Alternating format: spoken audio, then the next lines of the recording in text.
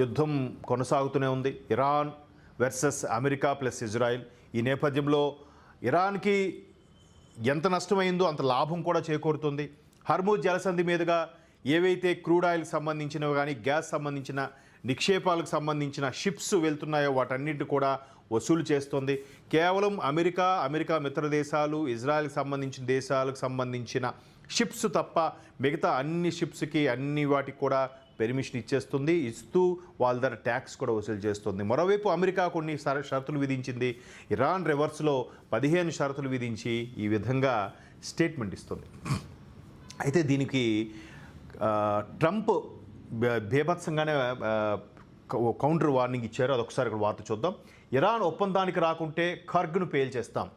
Iran వాణిజ్య దీవి ఏదైతే commercial క్యాపిటల్గా ఉన్న ఇరాన్కి ఆనుకొని ఉన్న ఖర్గ్ దీవి, అంటే మన భారతదేశానికి అండమాన్ నికోబార్ దీవులు ఎలాగైతే ఉన్నాయో, సో అలాంటి దీవుల్లాగే ఇరాన్కి ఆనుకొని ఉన్న ఈ ఖర్గ్ దీవి మొత్తం ఇరాన్ ప్రభుత్వ ఆధీనంలో ఉంది. ఈ నేపథ్యంలో అది కమర్షియల్ క్యాపిటల్గా కూడా అది వ్యవహరించబడుతుంది. దాన్ని పేల్చేస్తాం అంటే ఇప్పటికే దాన్ని స్వాధీనం చేసుకున్నారు వీళ్ళు. అలాగే హార్మూజ్ జలసంధిని కూడా తెరవకపోతే ఆ దేశానికి అత్యంత కీలకమైన ఖర్గ్ దీవిని, చమురు బావులను, ఇరాన్ విద్యుత్ ఉత్పత్తి కేంద్రాలను పేల్చేస్తామని, సర్వనాశనం చేస్తామని అమెరికా హెచ్చరించింది. ఇరాన్ ఏమంటుంది, మీరు ఎలాగైతే హెచ్చరిస్తారో హెచ్చరించుకోండి, మేము ఎలాగా తెగించేస్తాం, మేము పూర్తిగా ఇప్పటికే నిండా మునిగినోడికి చలేంటి అన్నట్టుగా చాలా నష్టపోయాం.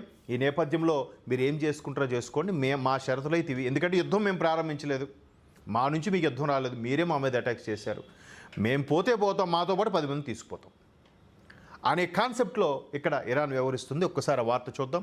అమెరికా అధ్యక్షుడు డొనాల్డ్ ట్రంప్ తీవ్రమైన హెచ్చరిక చేశారు. యుద్ధ సమయంలో తనకు అండగా నిలిచిన ప్రజలకు కృతజ్ఞతలు తెలిపిన మొజ్తాబా ఖమేనీ కుమారుడు మొజ్తాబా తనకు అండగా నిలిచిన ప్రజలకు కృతజ్ఞతలు తెలిపారు. ఇరాన్ భారజల కేంద్రం ధ్వంసమైపోయింది. తిరిగి వినియోగంలోకి తెచ్చే అవకాశాలే లేకుండా చేసేసింది అమెరికా, ఇజ్రాయెల్ కలిపి. అంతర్జాతీయ అణు ఇంధన సంస్థ వెల్లడి. పాక్ మధ్యవర్తిత్వానికి ఒప్పుకోం, ఇరాన్ స్పష్టీకరణ. ఇక్కడ ఈ 4వ పాయింట్ చూడండి. 5వ పాయింట్, పాక్ మధ్యవర్తిత్వానికి ఒప్పుకోం, ఇరాన్ స్పష్టీకరణ. ఇరాన్ అయితే ఒకప్పుడు పాకిస్తాన్కి భారత్ మీద అటాక్స్ చేసేటప్పుడు కానీ, భారత్ మీద దొంగదెబ్బ తీసేలాంటి తీవ్రవాదం ప్రేరేపించిన విషయంలో ఇరాన్ అయితే పాకిస్తాన్కి సపోర్టుగా మద్దతుగా నిలిచిందో, అదే ఇరాను ఇక్కడ పాకిస్తాన్ మధ్యవర్తిత్వానికి ఒప్పుకోమని చెప్పిందంట. ఎందుకు చెప్పింది? పాకిస్తాన్ ఒకవైపు జబ్బలు చరుచుకుంటుంది. ఎలా అని, అమెరికాకి ఇరాన్కి ఒప్పందం కూర్చోగా మేము ప్లాన్ చేస్తున్నాం, దానికి సంబంధించి అమెరికా, పాకిస్తాన్ విదేశాంగ మంత్రి, టర్కీ విదేశాంగ మంత్రి, సౌదీ అరేబియా విదేశాంగ మంత్రి, ఈ ముగ్గురు కలిసి పాకిస్తాన్లో భేటీ అయ్యి ఎలాగైనా మనం నచ్చజెప్పాలి, అది చెప్పాలి, ఇది చెప్పాలి అని ప్లాన్ చేస్తున్నారు. ఎవరికి చెప్పాలట? ఇరాన్కి చెప్పడానికి చూస్తున్నారు. ఇరాన్ ఒప్పుకుంటుందా? అమెరికాకి ఎలాగో చెప్పలేరు పాకిస్తాన్, ఎందుకంటే వీళ్ళందరూ వాళ్ళ దగ్గర బిస్కెట్లు తీసుకునే తొత్తులు. సో అమెరికాకు బోల్డ్ అప్పు ఉంది, ఇప్పటికే అమెరికా కొన్ని ఆంక్షలు విధించింది. సో అలానే అమెరికాకి పెద్ద దేశం కాబట్టి ఎదురు తిరగలేదు, ఎందుకంటే వీళ్ళకి తిండికే గతి లేని పరిస్థితి పాకిస్తాన్ వాళ్ళకి. పోనీ అలాగని ఇరాన్కి చెప్పగలరా? ఊరుకో ప్లీజ్, ఎందుకు ఆడు మీ పెద్ద దేశం కదా, ఎందుకులే అని అనలేరు. ఎందుకంటే ఇరానే ఒకప్పుడు మన మీద అటాక్ చేయడానికి ఆయుధ బలగాలని కానీ, ఆయుధ సామగ్రి కానీ, అలాగే వాళ్ళకి అయ్యే తిండి ఖర్చులు కానీ, ఆర్థిక సాయం కానీ ఇరాన్ చేసింది. మరి ఇప్పుడు ఇరాన్ చేసినప్పుడు అమెరికాకి యాంటీగా పాకిస్తాన్ ఒక స్టేట్మెంట్ అని ఇచ్చిందా? వాళ్ళు గమనిస్తారు, వాళ్ళు చూస్తున్నారు. కానీ ఇప్పటి వరకు ఇరాన్ ఎవరికైనా థ్యాంక్స్ చెప్పిందంటే అది 2 దేశాలకి, ఒకటి జర్మనీకి, ఒకటి భారత్కి. వీళ్ళిద్దరికీ థ్యాంక్స్ చెప్పిందంట. మరి ఇక్కడ ఏమైంది? వీళ్ళు పెద్ద పోటుగాల్లాగా పాక్ మాకు సపోర్టు, 22, 23 ముస్లిం దేశాల్లో మేము ఒకటి, మాది ఒకటి, మాది తినాలి స్థాయిలో మాట్లాడిన పాకిస్తాన్ ఈరోజు తోక ముడిచేసింది. అటు అమెరికానికి చెప్పలేకపోతుంది, ఇరాన్కి చెప్పలేకపోతుంది. చూస్తున్నారు, వీళ్ళు కూడా గోడ మీద పిల్లుల్లాగా ఉన్నారు, గోపీలు వీళ్ళంతా. సో వీళ్ళకి అవసరం లేదు, వీళ్ళు మాకు అవసరం లేదు, మేమేచే భిక్షంతో బతికే పాకిస్తాన్ మాకు కనీసం సపోర్ట్గా మాట్లాడదా? సో మీ మధ్యవర్తిత్వానికి మేము ఒప్పుకోం, మేము యుద్ధం స్టార్ట్ చేయలేదు, మీరేం చేసుకుంటారు ఫుల్లు తెగించేసాం. అయితే మరో 100 మంది పోతారు, మరో 1,00,000 మంది పోతారు, ఇప్పటికే పోయారు, పోనీ మిమ్మల్ని కూడా వదలం, మీకు భారీ నష్టం చేస్తాం. ఇదే ఇరాన్ కాన్సెప్ట్. దీనివల్ల ఆ హర్మూజ్ జలసంధి మీదకి వచ్చేవన్నిటి మీద ట్యాక్సులు వసూలు చేసి మరికొద్దిగా ఆర్థికంగా పుంజుకుంటుంది ఇరాను. సో ఇక్కడ అదే వార్త మనం కూడా చూడొచ్చు. అన్ని రకాలుగా అంటే ఇరాన్ యుద్ధం వచ్చి నష్టపోతున్నప్పటికీ కూడా చాలా షరతులు విధించింది. దానికి సంబంధించి ట్రంప్ కూడా భారీగా హెచ్చరించారు. భారజల విద్యుత్ కేంద్రాలు కానీ చాలా వరకు మొత్తం పవర్ సప్లై దాని మీద పేల్చేస్తాము, మీకు లేకుండా చేస్తామన్నా కూడా హర్మూజ్ జలసంధిని ఏదైతే స్వాధీనం చేసుకోవాలని అమెరికా విశ్వ ప్రయత్నాలు చేస్తోందో ఆ ఎర్ర సముద్రం మరికాస్త ఎరుపెక్కే పరిస్థితులు ఉన్నాయి తప్ప ఎక్కడ యుద్ధం కాంప్రమైజ్ అవ్వట్లేదు. ఈ నేపథ్యంలో యుద్ధం వల్ల సర్వత్రా కూడా గ్యాస్కి చమురుకి సంబంధించి ఒక సంక్షోభం అయితే నెలకొంది. ఆ నెలకొన్న ప్రజల్లో భయాందోళనలు పెరుగుతున్నాయి. మరోవైపు నిత్యావసర సరుకులు పెరిగే అవకాశం కనిపిస్తోంది.